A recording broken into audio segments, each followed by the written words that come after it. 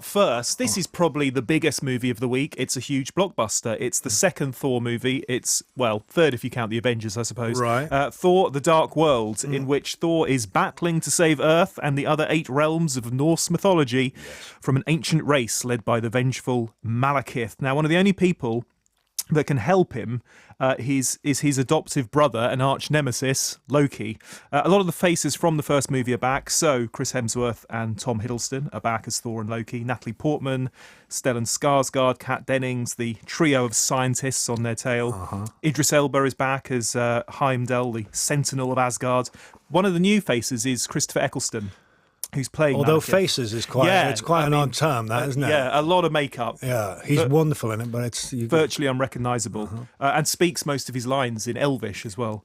And there's a new director. So Kenneth Branagh was the director of the first Thor film. This one has Alan Taylor behind the camera. Now, he most recently has been making Game of Thrones, and I think it's no coincidence that this feels more like that kind of sword and sandals fantasy epic than its predecessors. It's Certificate 12A. Here's a clip of Thor.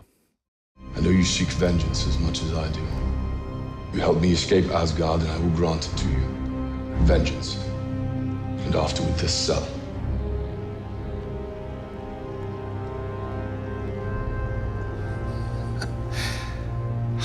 You must be truly desperate to come to me for help. What makes you think you can trust me? I don't. And you should know that when we fought each other in the past, I did so with a glimmer of hope that my brother was still in there somewhere. That hope no longer exists to protect you. You betray me, and I will kill you.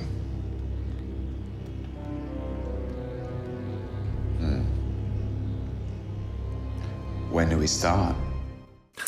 Tom Hiddleston, one of my favourite things about the film. Is So slimy, so slick in it. And actually, I felt that he listening to him, you could hear it in that clip, he doesn't sound like he's just reciting the lines. And I think part of the problem with Chris Hemsworth character of Thor is that Thor is meant to speak in this sort of bold, stilted way. And I suppose we think that that's how gods would speak. But that doesn't give you a lot of room for much character, whereas Loki is much more fluid and much more oily and can really go to town and has some very fruity it's also dialogue the in script, you feel that the script, they write for Loki very, very well, and Thor has, he does what he does, and he does it brilliantly, I think. But it is Thor. Loki has the wit about it. We've got quite a few it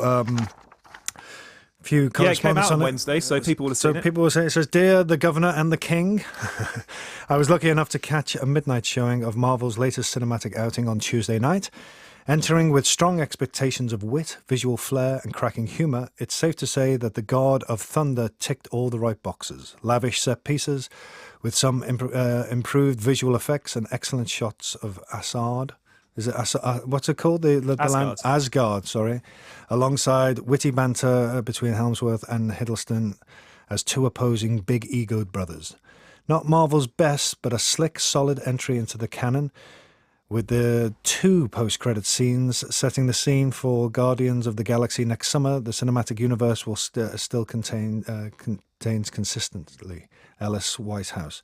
Yeah, I mean, I thought, because the other person you haven't mentioned is Natalie Portman, who I thought was great in it, because she has a lot of wit and a lot of, she's beautiful, but she really has a great sort of role in the film, I think. And she certainly has more to do. I mean, her star has risen considerably since the last one, since making the last one. And I think that for me, the human side to it, if you like, of course, of which she is a part, but also the scenes on planet Earth were the things that I especially enjoyed. And there were several in the first one in America, but in here it's in London. It's in Greenwich. In Greenwich, some great stuff towards the end in Greenwich. And so when it wasn't in Greenwich and it wasn't seeing familiar places and it wasn't Thor on the underground and little gags like that, when they were just in quite bleak looking fantastical worlds, I lost interest a little bit there. I would have liked a bit. I don't think there's as much on planet Earth this time round as there was in the first one, and I would have liked a bit more, because I think that makes it slightly easier to warm to, because you do recognise things and there is some humour there and some warmth there.